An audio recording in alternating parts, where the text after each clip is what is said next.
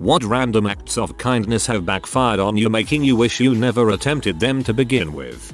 When my family and I were on 4th of July vacation, we were hanging out on a beach. My dad sees a girl splashing and screaming for help out in the water. Apparently these two girls, who were probably somewhere around 12, got caught swimming too far out. One girl got a hold of a boy and the other was starting to panic. He runs into the water and swims over to her. He gets a hold of her and starts to swim her toward shore, but she is panicking and struggling and trying to push him under to keep herself up. The girl's family was in a boat not far away. They see the commotion and come rushing over. They thanked my dad and asked if he wanted a ride back to shore. When they get into the boat, her dad asks if she's okay and she tells them he was trying to look down my swimsuit. It was a very quiet ride back. My father is a Vietnam Navy vet on vacation with his wife and kids, building fricking sand castles. When he recently told me this story, I was young and only vaguely remember it. He said to me, "What the frick am I trying to get a peek at?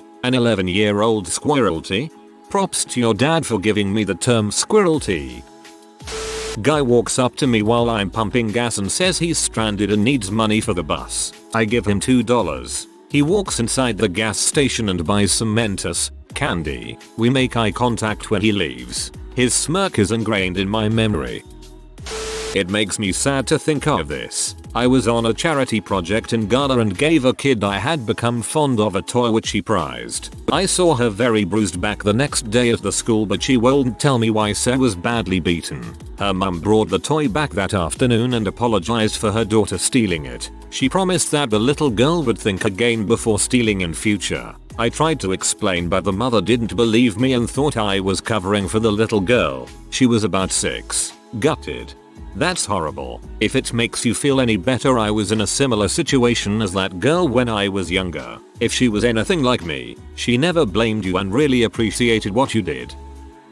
Woman dropped her wallet in front of me while walking down Broad in Philly. Caught up to her to return it and got accused of not only taking her wallet, but taking the money that was supposedly in it. It was a good day.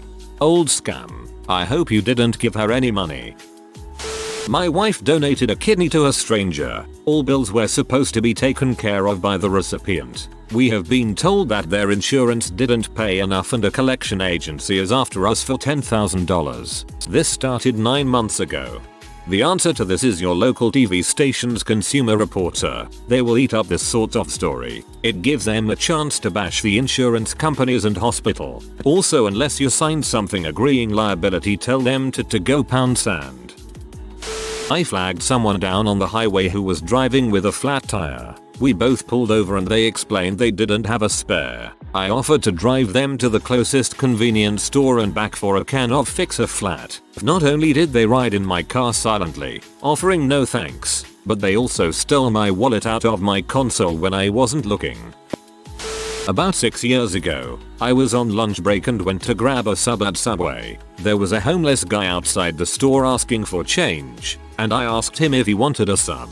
He said sure, and I invited him in to pick. We go inside and stand in line. At first I thought everyone would stare at the homeless guy, but I was rather surprised when nobody did. We had 2 people ahead of us, and I was just chatting with the guy and learned that he lost everything between the bad stocks and a cheating wife. Found out his name was Danny. When we were next in line, 2 police officers walked in and stood behind us. Not very unusual for this Subway, but the Danny got a little nervous. I started to place my order and told the other lady behind the counter to make him 2 of whatever he wanted. Right then, the cops just grab Danny and slam him into the ground and start to cuff him. No warning, no verbal commands, just whipped him around and face planted him on the tile. I turned and tried to talk to the second officer, who pushed me away from him and into the drink cooler door, which then shattered. The other customers bolted outside while Danny was dragged outside by his cuffs. As I stood up from the push, the cop grabs me and rolls me over onto the broken glass and cuffs me. Now I carry a concealed firearm,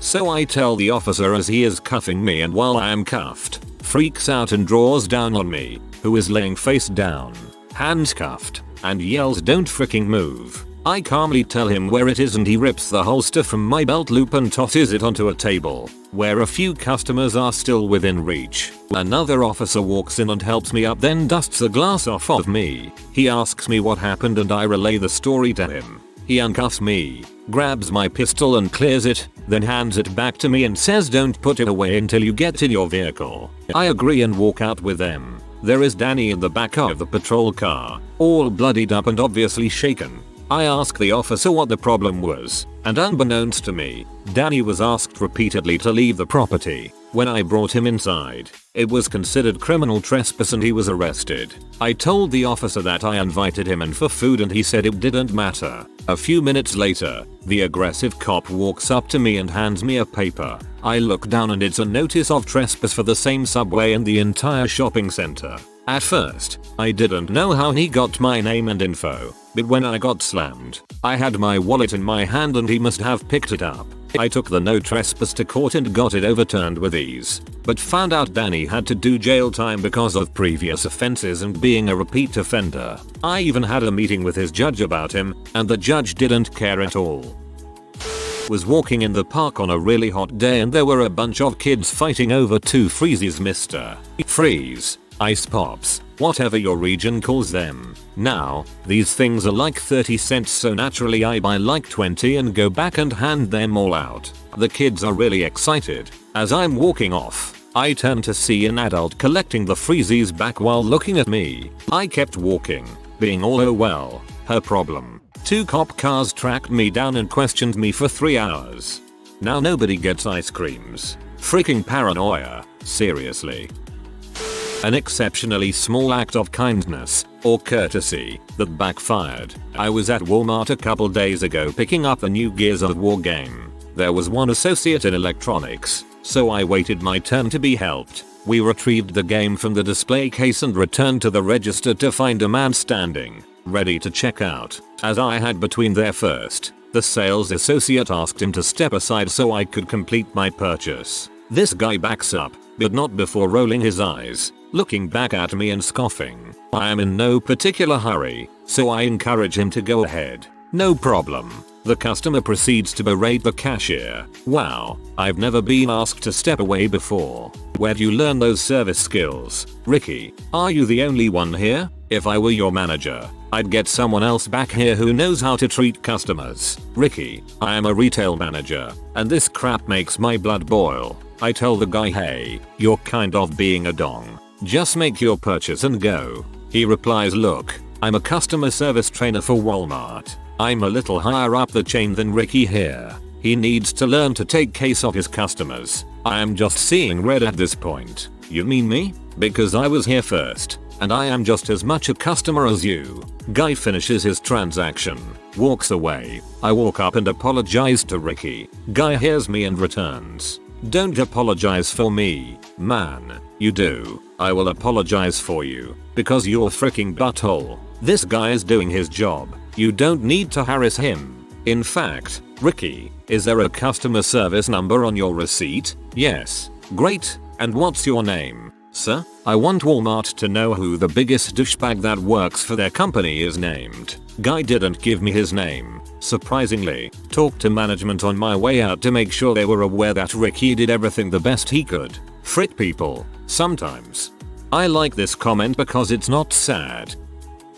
In college during the winter we had a heavy snowstorm. Everyone was walking to class and I was heading down the outdoor steps to the basement where class was. A girl was walking in front of me. She slipped and began to fall. Without thinking I reached my arms under hers to try and prevent her from falling. In doing so, I slipped and my legs went forward under hers. She landed on top of me and literally rode me like a sled down the stairs. She stood up and walked away. Never helped me up. Never said thank you. Never asked if I was okay. That hurt like a mother sucker too.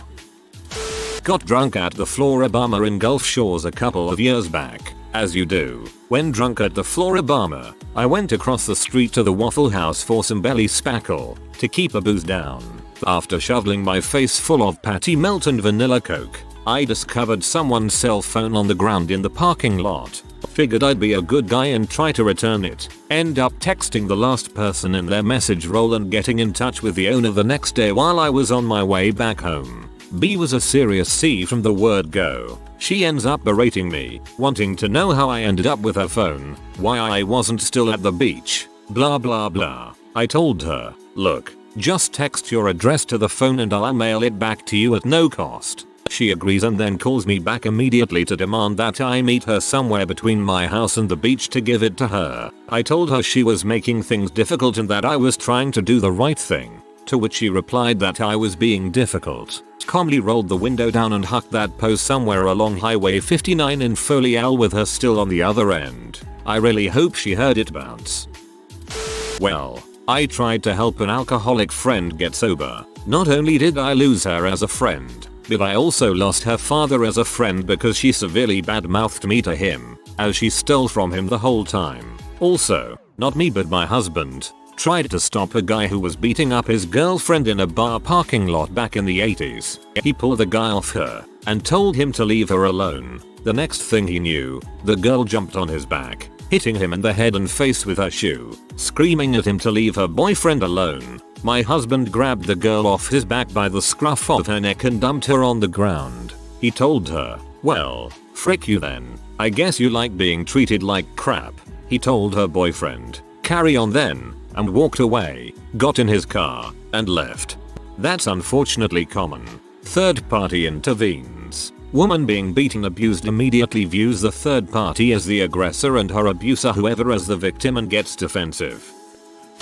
Moved a friend of 22 years out of her house with a husband who beat her, placed her in a spare bedroom in my house, bought her clothes, got her a job, and money to buy things she needed, took her to doctor's appointments. Found out 4 months before my wedding to my fiancé whom I shared a house with, that they were making sweet love to each other while I was at work. So I lost my house, was in his name till after the marriage, the $10,000 I put into remodeling it, my Jeep, and all the money already spent on the wedding. They now live there together and the B does not even work. I got the short end of that good deed. That's just fricked up on so many levels. That's not just random acts of kindness. That's full on give a part of your life to someone kindness and getting spit in the face in return. Very sorry to hear about it. Hopefully you will find a way to rebound as it appears you know what you are doing in life to be successful and independent.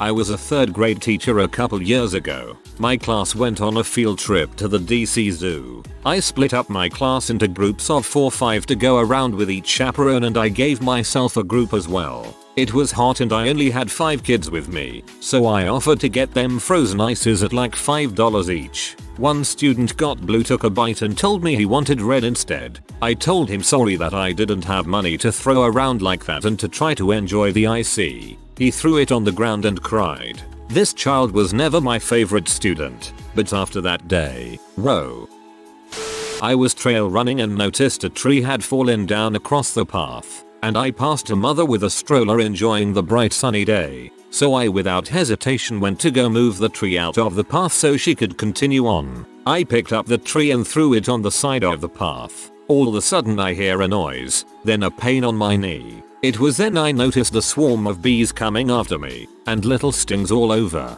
I started running and stopped after about 5 minutes only to find out the bees were still chasing me. I started fricking plane striding like a fricking gazelle all the way back to the car. I had an allergic reaction and spent 3 days in the hospital. TLDR. I moved the tree out of a path so people can use it, spent 3 days in the hospital from multiple bee stings. This is the most genuine backfire. This wasn't someone being a pick to you. This was simply bad luck. Not me. My brother came home with this story from his trip to Taiwan. So he was seated in a fully seated bus and a lady was standing in the aisle. So naturally, my brother offers his seat to her. Pretty bold of him since he does not speak the tiniest bit of Chinese. And this lady starts telling my brother off in Mandarin. She was pee and was practically screaming at him inside the bus. My brother takes his seat and buries his head in his hands. He finds out later that culture dictates you only offer your seat to the elderly and this woman was insulted cause I guess she wasn't that old. From what I'm gathering from the comments in this thread and many others, it is best to just forget all manners and just sit in your seat like it's a freaking throne, because no good will come from offering your seat to old women. I once offered to carry an elderly lady's cart up the subway steps, which she accepted, but only on the condition that I never be more than 2 steps ahead of her lest I steal her stash of plastic bags and empty cookie sleeves. What I hadn't anticipated was her superlative slowness. She stalled at the foot of the stairs for a good 90 seconds before making her first move, following which she took a break of about 3 minutes. Around a quarter of an hour had elapsed by the time she reached the 5th step, at which point she sat down, leaned her head against the wall and appeared to prepare for a nap. I managed to prod her awake after a minute or so, prompting her to accuse me of attempting to grab the goodies. The whole ordeal took a little over 20 minutes. Her brief nap, it must be said, significantly improved her top speed over the second half of the ascent, and as she reached the penultimate step I deposited her metal crap heap of a cart on the landing and bade her the best of luck reaching the surface before winter set in. She grumbled something about the youth of today being unhelpful and ungrateful, and then sat down for what I assume was a second nap to prepare her for the final push to the summit. TL, DR, step, break, step, break, step, break, step, break, step, nap, poke, step, break, step, break, step, break, step, grumble, nap. This was hilarious. You have far more patience than I do.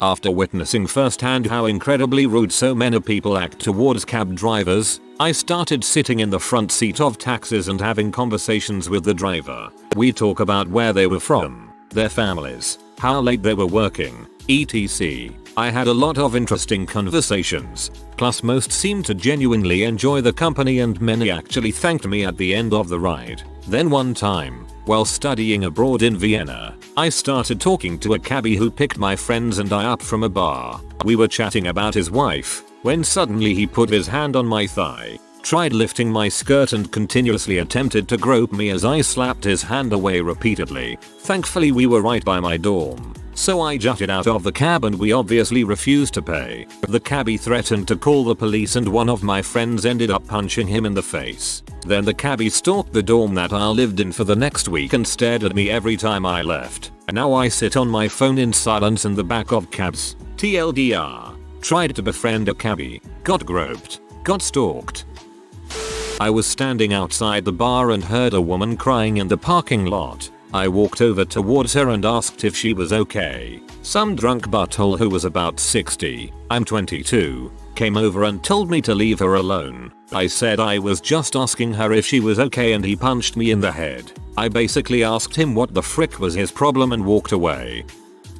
Offered to make a friend a dress for her grad since she was always complaining about how poor she was. We found a design she liked, bought the material. I didn't charge her for anything, and I was literally 2 seams away from being done when she posts on Facebook that she bought a grad dress. Out of curiosity I check the pictures. Lo and behold, she's there in a $500 dress that looked almost exactly like the one I was just about done that her dad bought her. We don't talk anymore. I was at the 7/11 by my house the afternoon before Thanksgiving. I wanted to do something nice. It was the holidays and I thought I'd grab something to eat for the 4 or 5 homeless people that hang out in the parking lot. Why do 7/11s everywhere attract homeless like a magnet? I figured bananas were portable, nutritious, and easy to eat. I grabbed a bunch and handed them out to the young couple, the crazy guy, the scary guy, and then went to give one to the crazy scary lady and she started screaming at me, calling me a bee and telling me she wasn't no freaking monkey who eats bananas repeatedly. Everyone was staring, and she ranked it on, calling me a racist and whatnot. She was the only black person of the whole group that I had given them to. I wasn't targeting her with a banana. I was just trying to be thoughtful. Everyone who had just come out of the store or just pulled in to only witness this conclusion was staring at me as if I were wearing a white hood. They attract them because they have clean bathrooms, cheap drinks, and people willing to give them money if they ask big enough. This happened around New Year's. We had just had a snowstorm. The sidewalks were not shoveled. I saw a woman in a motorized wheelchair putting along the side of the road. It looked really dangerous. I was on the cell phone at the time. She waved me down, told me in broken English that her wheelchair was running out of power. I ended my call. This woman told me she just needed to get to the firehouse 4 blocks away that had a power plug. So being a nice guy, and fearing for her safety, I decide to help her. I start pushing the wheelchair, and it loses power. Now, motorized wheelchairs are freaking heavy, so I'm suffering, and she seems to be unfamiliar with the operations. Toggling the controls which would engage the clutch and make it harder to push. After about a block and a half of this, she decides to help, and climbs out of the wheelchair. Wait, WTF, she can walk. So I was pushing a dead motorized wheelchair with a totally capable person in it. In broken English, she tells me she bought the wheelchair at a yard sale a few blocks so she could sell it. Now I'm P. I had assumed she was disabled, but I don't say anything. I struggle with the freaking wheelchair. She's of little help, just walking alongside and giving it a desultory push every once in a while. We finally get to the firehouse. We push the bell. No response. Go round and ring another bell. Finally a fireman shows up. I tell him the woman's wheelchair has run out of power. His response, "What do you want me to do?" I motion at her to talk to him, and walk away to let them figure it out. I felt totally taken advantage of. As soon she stood up I should have told her she was on her own. So if you were in Arlington, MA around New Year's and saw a black guy pushing an Asian woman in a wheelchair, that is what this was about. Absolutely ridiculous. It would be one thing for her to say, "I need help, get up and help you push," to sit there and make it more difficult. Sometimes the state of humanity makes me really depressed. A couple of years ago, as a favor to a friend, I redesigned his small business's website for free. Granted, I'm not an awesome designer, but it was a massive improvement. I took them from practically GeoCities to a decent WordPress site. Nobody once said thank you. And then, a couple of weeks ago, they found a new web guy to redo their site. My friend invited me to a meeting to look at the mockups and tell them what I thought. For half the meeting, staff members crapped on the old design, complained about how awful and tacky it was. Apparently, my friend never told anyone that I was the guy who made it. Was in a bus and saw this girl on her way to school with a caterpillar creeping on her shoulder. I don't think she was aware of it. I removed it without her permission. She started to cry. Awkward. Don't use your penis next time. If you are new to the channel, you can subscribe. I publish new videos every day. Until then, check another video.